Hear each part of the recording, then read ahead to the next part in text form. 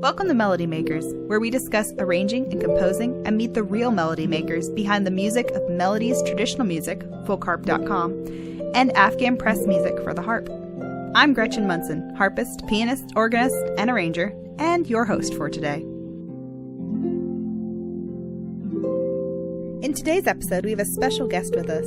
Cindy Horstman was classically trained and then forged her own path in the jazz harp world with award-winning compositions.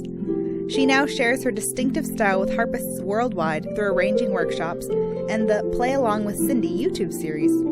Before we chat with Cindy, let's get a taste of her beautiful work. This is Swing Low, Sweet Chariot for two harps.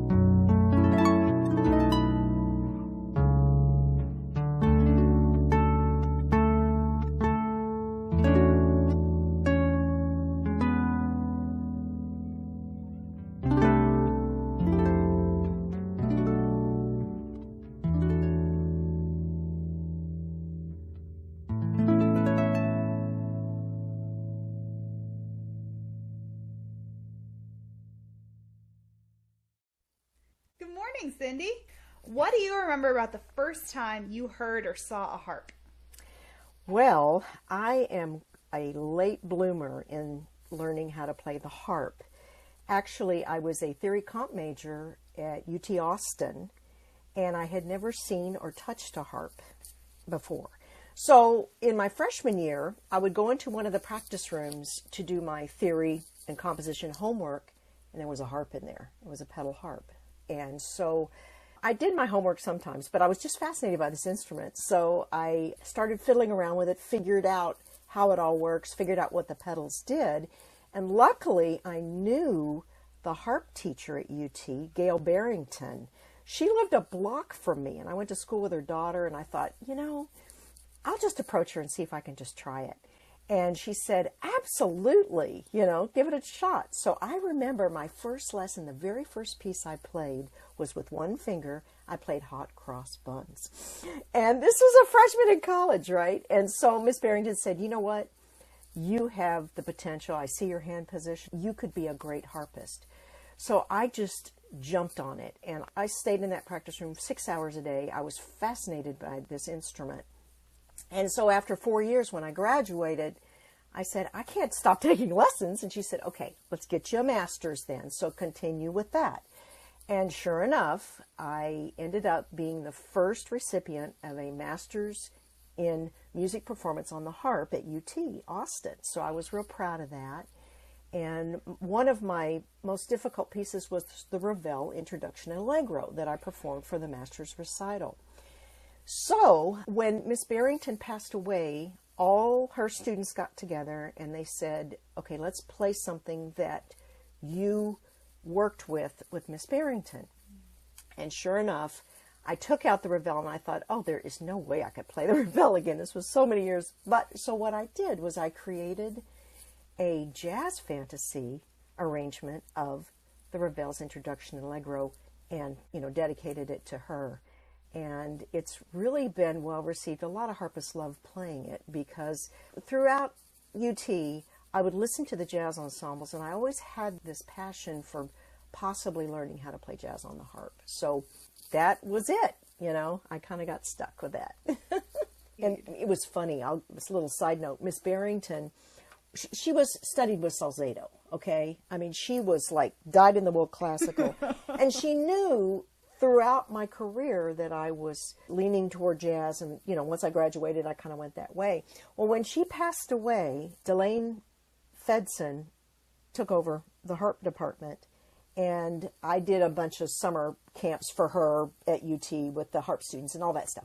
Anyway, she said, I've got a special folder for you. And she gave me a folder of all of the articles that I had sent Miss Barrington on my jazz stuff. And she had kept every newspaper clipping, every picture, etc. And it was just so special to have that kind of support from a classical harpist, It was just so cool for her to support me like that. Yeah, no kidding. Yeah. She must have been somebody really special. Oh, she was just amazing. Anybody that you talk to that studied with her, well, there's so many harp teachers out there that are like your second mom. She was definitely my second mom. Aww. And you've kind of already said a little bit about this, but your jazz style explores a lot of harmonies that are previously unusual to the harp. How did you get started on that path, and what is something you would want every harpist to know about playing and writing and improvising jazz? The main thing is to listen to all kinds of musicians, not just harpists.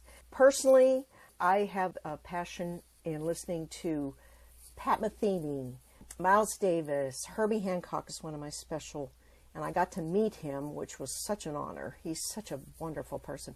And Keith Jarrett, just their touch and their feel on their instruments just really spoke to me, as well as their harmonies.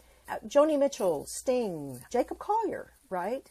These are artists that I love listening to. So what I suggest for you is, harpists, to listen to the music they love and listen to the parts of the music that really strike home. So I'll listen to something and then I'll listen to it again and try and figure out how I can translate that to the harp. Now, in order to do that, it's really important that you know harmony. And jazz harmonies are so beautiful and interesting. I actually created a jazz theory workbook to start harpists on that path of creating harmonies that sound like jazz, but they translate to the harp, because a lot of things do and don't, right? You just have that challenge. And then as far as theory is really important in applying that theory, ear training, you have to listen to the music and try and transcribe it. And as far as improv is concerned, it's really important for you to be able to not only have the theory background, but to play in time. I think playing in time or right with a metronome is the most important thing that you can do in order to learn how to improvise. It's really hard to do, but it's really important. A lot of harpists are solo harpists, right? I mean, we don't play with other people. But if you do play with other people or play along with a recording, then you can get a feel for how time is so important. I started a YouTube Play Along with Cindy series last year. It's been well received, and right now the first ones are just about playing a simple harmony and then improvising over that. And I definitely insist on using the metronome in every single video. That is like the most important thing I can stress to harpists, is really playing time. I think time is more important, or having a good time, than it is actually playing the notes, quite honestly. And I've learned that through playing with many musicians and playing in harp ensembles and even solo as well.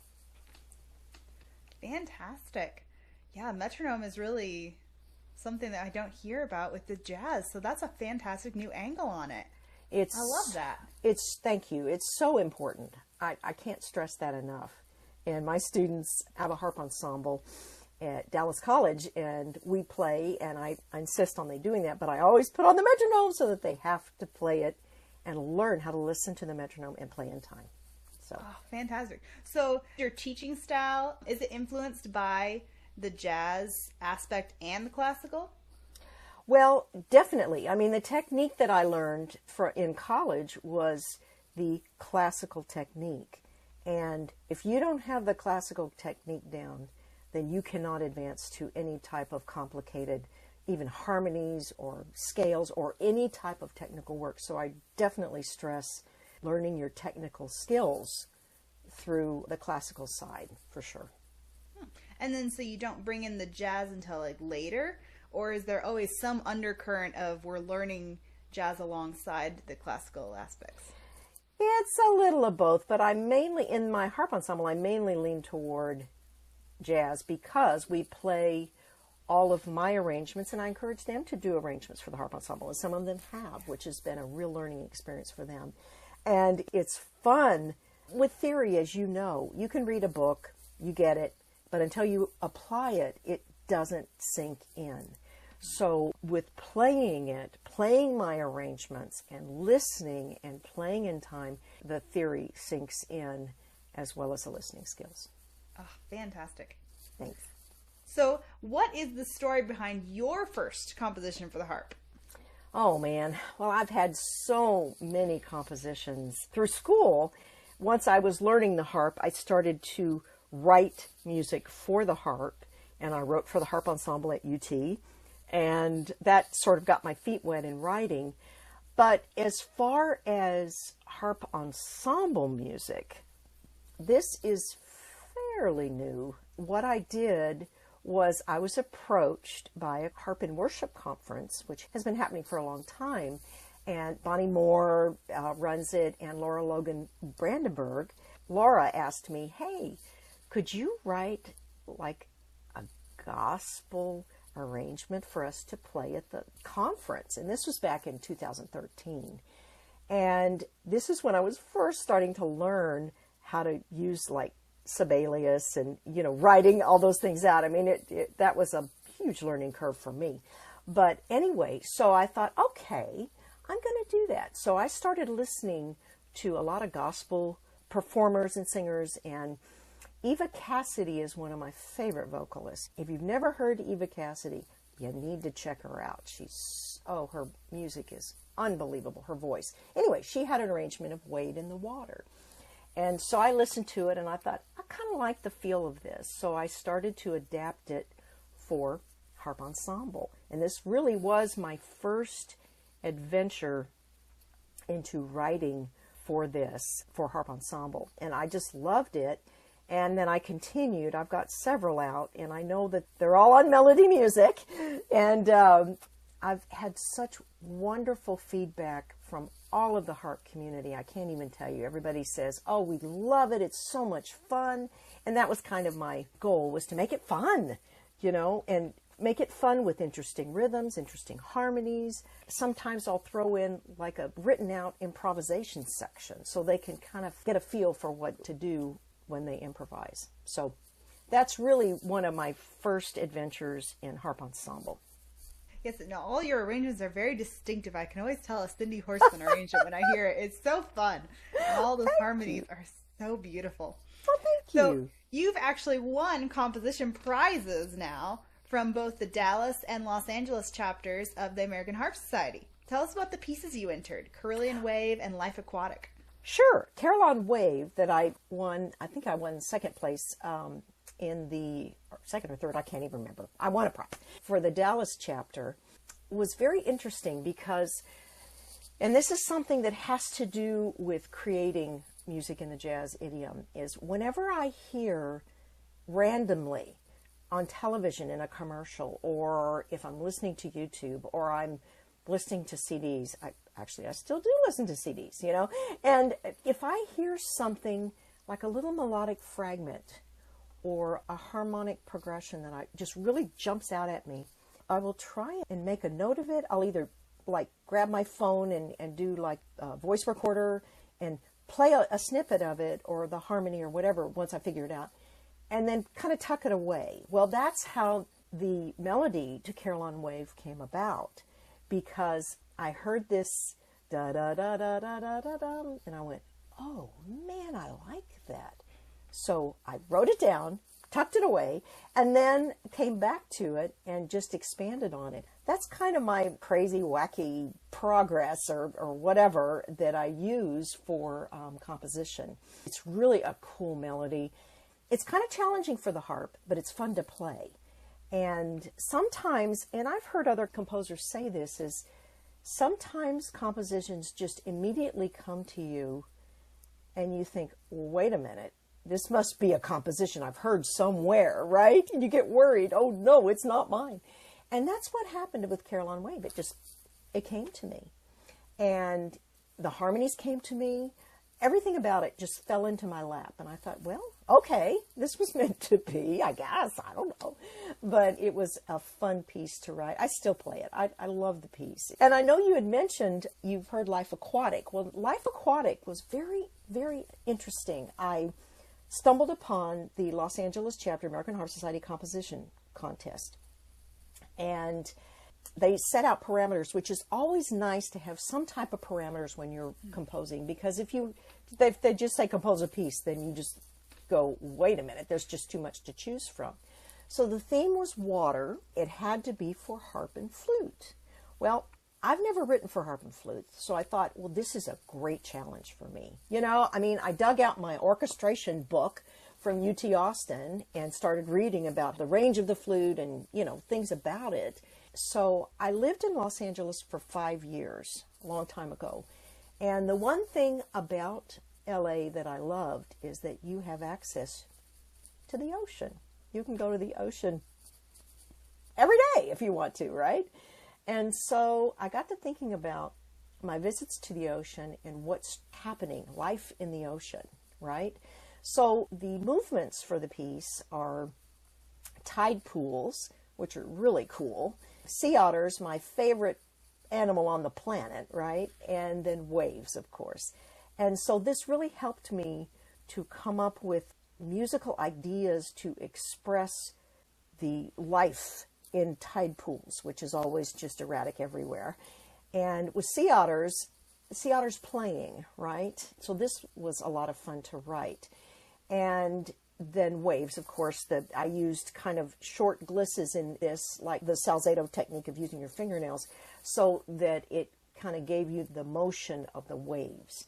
With sea otters, I stumbled upon, I don't know how I did this, but I stumbled upon an international organization called IOSF, International Otter Survival Fund.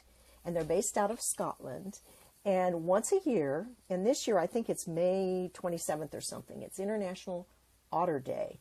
And it's to raise awareness of otters all over the world and to preserve their habitats, right? So they can survive. And so I thought, me and my wacky ideas, I sent them a recording. No, wait a minute. I think I created the YouTube video of it first, and then I sent them the YouTube video. And I said, if you would like to use this to promote IOSF, International Otter Day, do it, you know. And sure enough, the couple that started this live in Scotland, and her daughter is a harpist. Go figure. So it was just kismet, you know. I just said, oh, this is great. So every year on International Otter Day, I always bring it out and promote the video so that you can see it. I had so much fun creating the video. I found, I don't know, I went to one of those stock video, whatever it's called. Anyway, and I chose the movement and the motion of the clips to match the music. And I really enjoyed that challenge. It was a lot of fun to do that, you know, to connect the two together. So it's kind of a little side story to Life Aquatic. But I've also performed Life Aquatic with harp and oboe. And that, the oboe player for the Dallas Symphony Orchestra had a musician's charity for animals. And we performed it a couple years ago for the concert, you know, the charity concert. And it was so fun. And I didn't even realize, hey, it could be played on oboe too. So that was kind of a nice thing. Yeah, definitely. I love that piece. I discovered it my freshman year of college, and I played it with with a flutist in our Monday recital class gatherings. And then I liked it so much that I brought it and played it on my senior harp recital. And the audience just loves sea otters. They laugh so hard at that last note that comes out of the blue. I know, pop up. I love it too. Well, thank you so much for playing it. I'm honored. That's so nice. So good. Well, thank you. And I know this is kind of silly, but I've talked to a lot of harpists, and whenever you write pieces, these pieces feel like, personally, they feel like my children.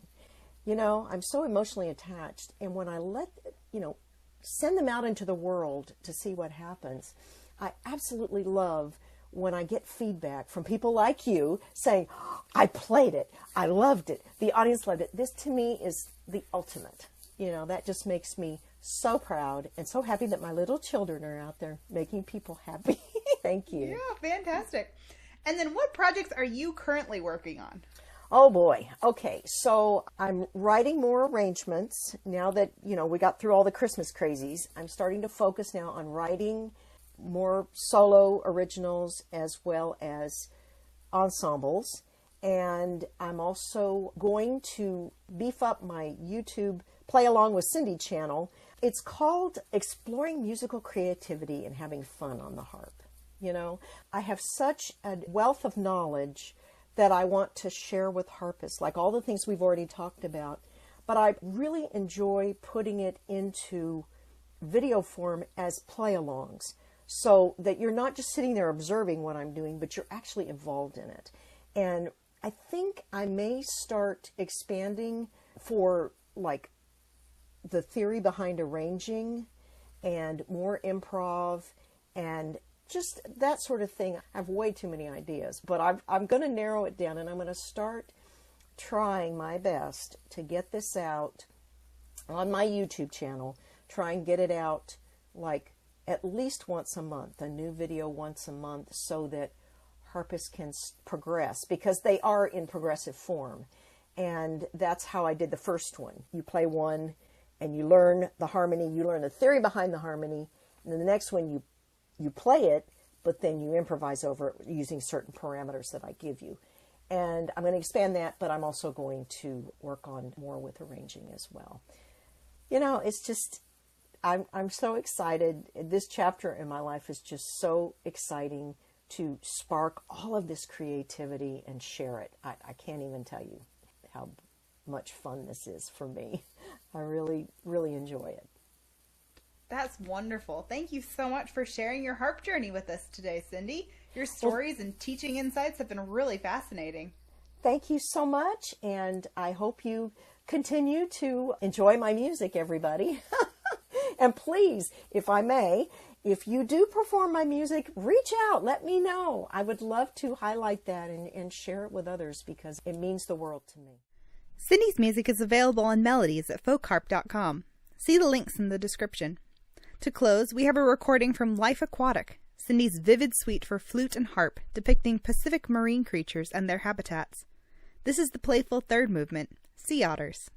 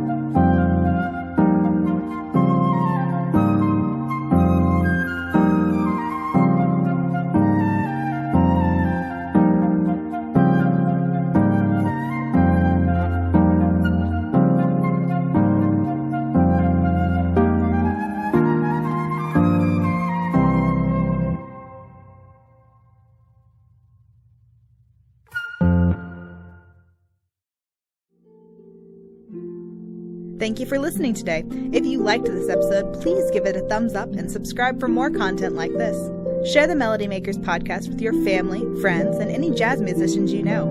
On behalf of Melody's Traditional Music and Afghan Press Music for the Harp, this is Gretchen Monson wishing you a joyful, music-filled day.